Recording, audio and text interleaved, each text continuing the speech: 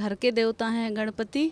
मैं इनकी पूजा राष्ट्र देवता के स्वरूप में पूजा करती हूँ कि जैसे बाल गंगाधर तिलक करते थे, राष्ट्र के नाम समर्पित होकर और लोगों को जोड़ते थे, मैं भी वैसा ही काम करती हूँ। लोगों को जोड़ना चाहती हूँ, जो राष्ट्र के निर्माण में गलत रास्ते पर चले गए हैं उनको याद दिलाना चाहती हूँ कैसे कैसे हम लोगों को आज़ादी मिली, हमारे महाराष्ट्र में कैसे आज़ादी आई। वो सब बाल गंगाधर तिलक का मतलब एहसान है और ये सब भूल चुके हैं लोग। फिर से याद करें कि ये गणपति भक्ति सिर्फ भक्ति के देवता नहीं है, राष्ट्रभक्ति के भी देवता हैं।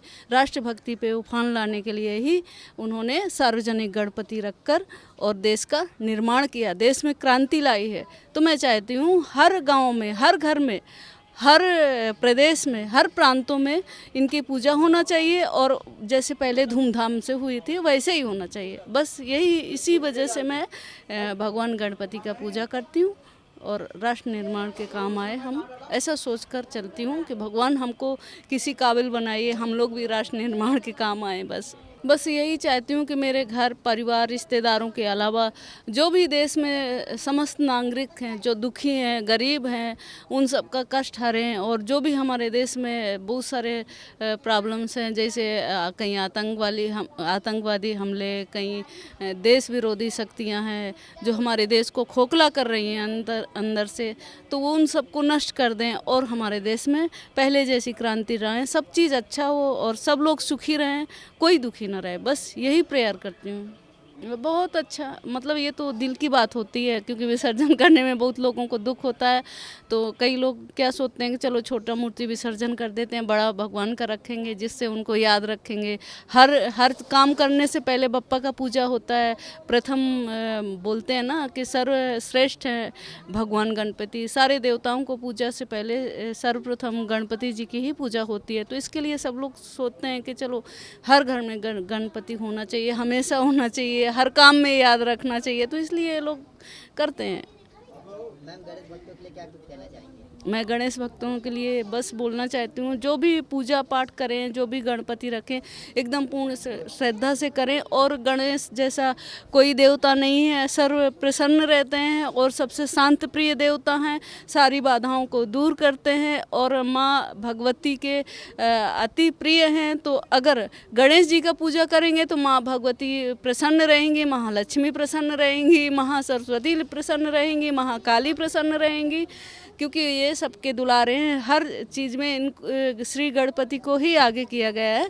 इसलिए मैं चाहती हूँ सब लोग करें तो श्रद्धा से, माताओं का भी उनकी नाम लें जिससे गणपति भगवान भी प्रसन्न रहें और सब चीज़ अच्छा होगा सबका, और सब चीज़, सबके धन सुख सब चीज़ अच्छा हो जाएगा। इस उक्ति के अनुसार समस्त शुभ कार्यों के प्रारंभ में गणेश जी की अग्र पूजा विशाल हिंदू जाति में सुप्रसिद्ध और प्रचलित है।